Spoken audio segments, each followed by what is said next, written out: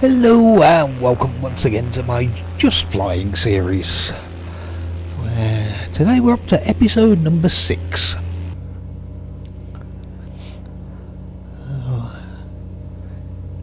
As always, we'll start wherever we landed last time, so it was NZD16 Mount Troup for our departure airport, and for a destination airport I haven't got a clue. Yeah, just going to take off and head north and see where we end up. I never want these to be massive, huge videos, or the 2-hour-long flights that you can sometimes see on YouTube. Yeah, I'll just take off, fly 15 minutes or so north and see where we end up. We'll still be in South Fiordland by then, so it's not going to be too hard to find an airfield, as there are loads of them here. And enough to be able to keep you away from the new ones I'm making, so as to not give you any spoilers. So yeah, let's just take off on this rather nice morning. Head north and we'll land eventually somewhere. Right then, let's go.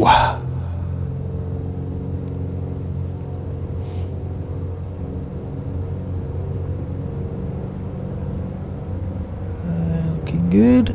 Up.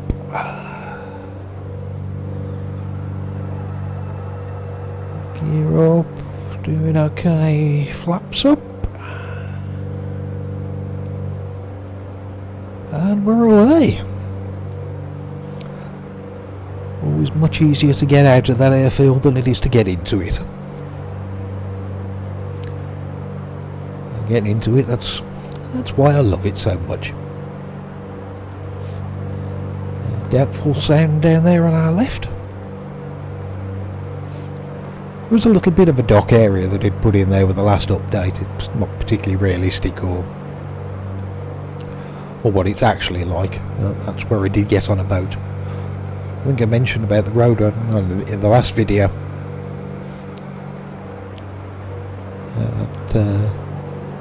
Drove down that to the docks and then got on the boat for an overnight trip down Doubtful Sound, which was really enjoyable. I would recommend that. It's absolutely gorgeous scenery down there. The boat took us right down to the end of the sound, down to where it all opens out into the Tasman Sea. Some small islands and rocks with loads of seals. And after that we went down one of the little arms, I'm not too sure which one, but anchored there overnight. Once we were anchored up, the captain opened what he referred to as the Doubtful Sound swimming pool, if anybody wanted to have a dip in the sound. Yeah, why not? I remember diving in off the back of the boat, and it was kind of like in slow motion.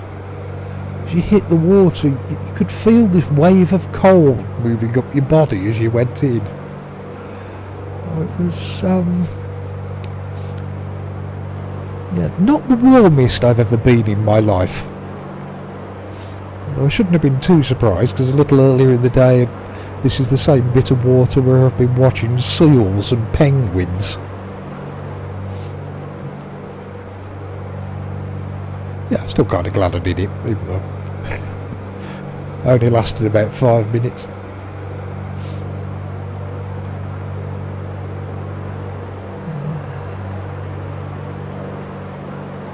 Yes, looking nice here today. Low level early morning mist. Slight red tint from the sun. Yeah, there's the end of Doubtful Sound. That big island in the middle of it, I've just passed there, that's where all the little islands are with the seals.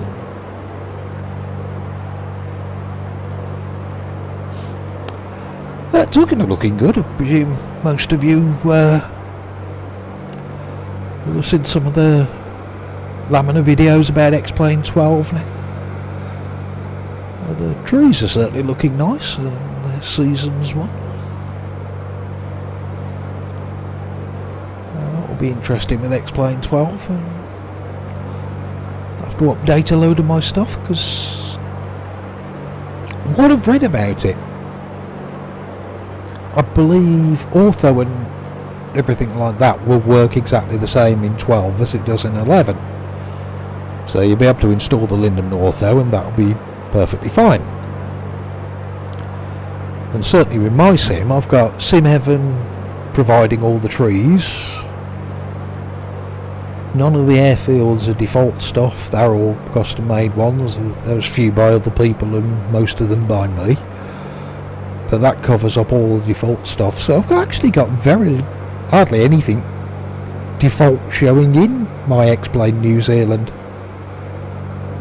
So if I swap all the airports and the libraries and the Ortho and everything into 12, initially it's not going to look any different whatsoever. Well, actually I suppose that's kind of a good thing, really.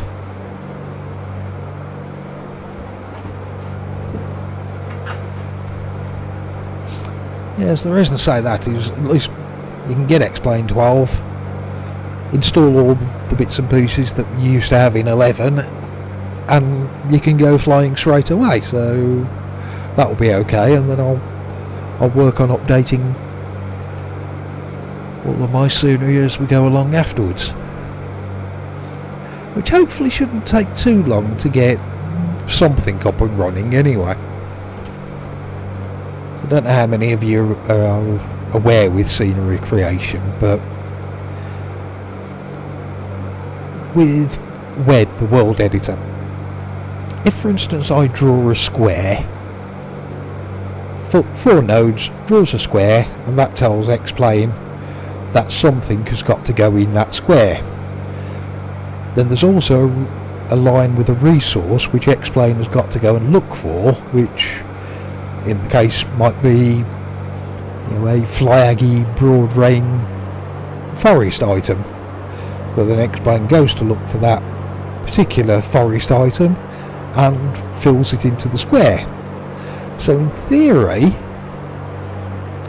what we should be able to do is just change all the resources in my X-Plane 11 scenery to get them to point towards the X-Plane 12 default trees.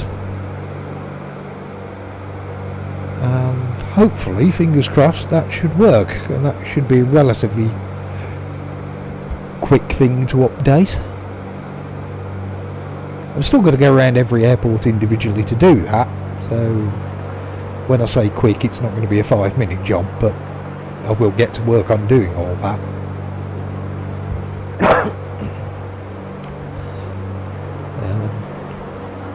At least we can have something that looks a bit more X-Plane 12-ish to start with, and then I'll do some more in-depth updates after that.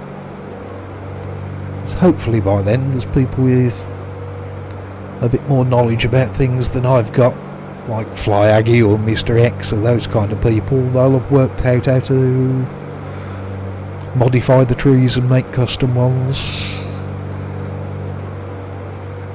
which will be useful, because there are some custom stuff, custom vegetation and trees that I've put into X-Plane 11, and that is going to break a few airfields if I can't use those. Not very many, but a few, or at least change them. Such as South Fiordland, actually, as the trip down Doubtful Sound.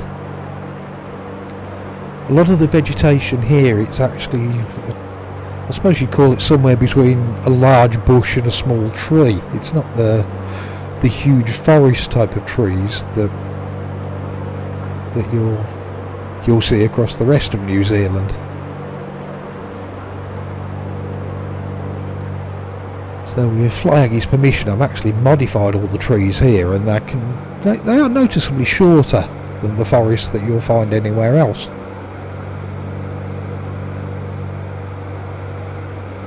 Hopefully I'll be able to modify the X-Plane 12 stuff in the same way. But we'll have to wait and see. be loads of other changes yet, so I'm not going to do too much planning or worrying about things just yet. Don't know if that shows up on the video, by the way. The engine's not on fire, that's just a bit of condensation with the early morning temperatures.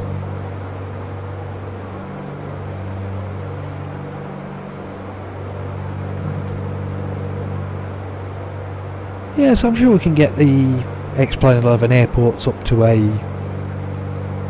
certain degree of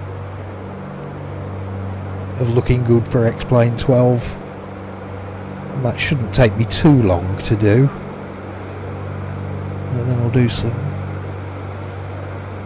more updates on the scenery after that, and hopefully make things look a lot better from there. Yeah. Alright, just slightly distracted just looking at the map because I'm thinking, where are we going to go? Betty's. That's not far away.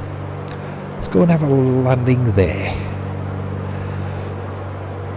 Cheers, bear with me a second. NZD49 Betty's. That will be our destination airport today.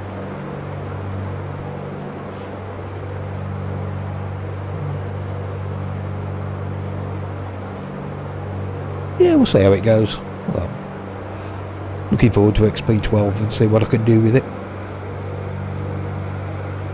There was something in the back of my mind a while ago about when 12 does come out, that will be time to make a decision of, do I stick with X-Plane or maybe have a look at having swap over to Microsoft. But the more I'm reading about the Microsoft sim, the more I think X-Plane is still going to be my home for the foreseeable future. Not least of which the fact that I really enjoy making scenery. And with X-Plane I've got all the tools, all the bits and pieces, learned how to use things. And clearly you can make scenery for Microsoft as well, but I just really can't be bothered going through a whole new learning curve of doing stuff for that sim. I also just like the feel of the flying in X-Plane. Forum's got a good community. It just seems a nice place to be.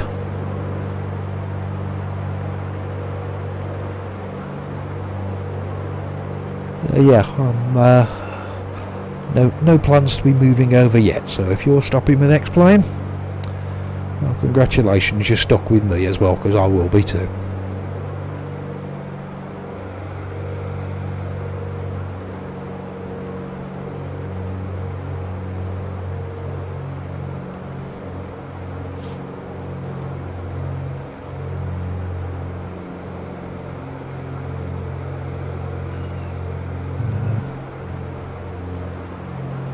Working out how much height we need to lose, because this ridge on our left, the airfield's just over the other side of that.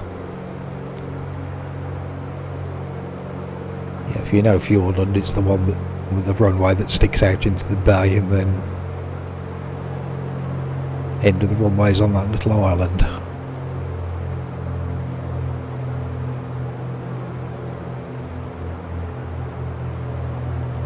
Yeah, I think we're descending quickly enough, aren't we? It'll do. There it is. Yeah, that'll be fine. Won't have to do any acrobatics or nosedives today.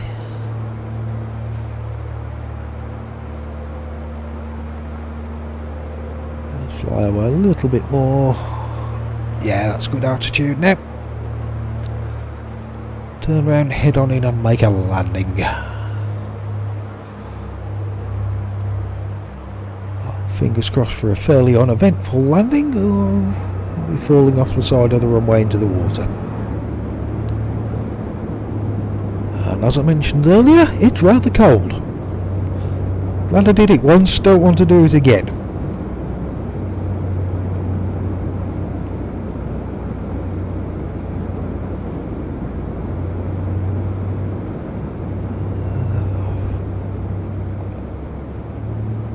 the darkness and the haze, I can't actually see the runway. This is from memory of where I put it. I know roughly where it should be. Little gap in the trees, I'm sure it'll be... Yeah, I can see it now. That'll do, yep. I'm fortunate being the scenery creator. You remember where you put things.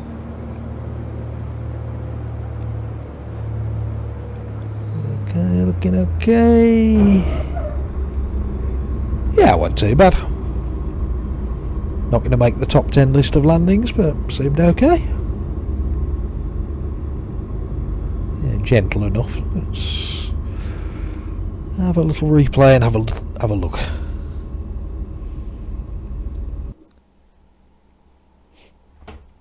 I'm sure everybody knows this anyway, but just in case. ALT key, then the letter R. That's for your replays. Down to the end of the runway. Start and go.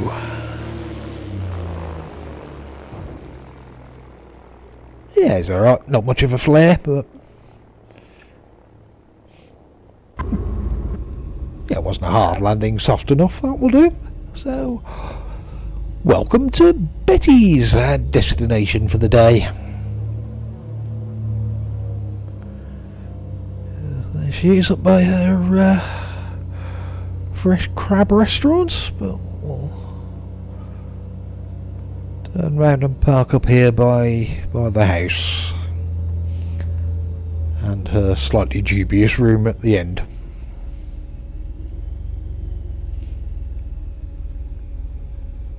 Job done. So yeah, that was episode number 6 of Just Flying. Mount Troup down to Betty's. I'll be back with a number 7 at some point in the near future. So until then, thanks very much for watching, and I'll see you again soon. Bye.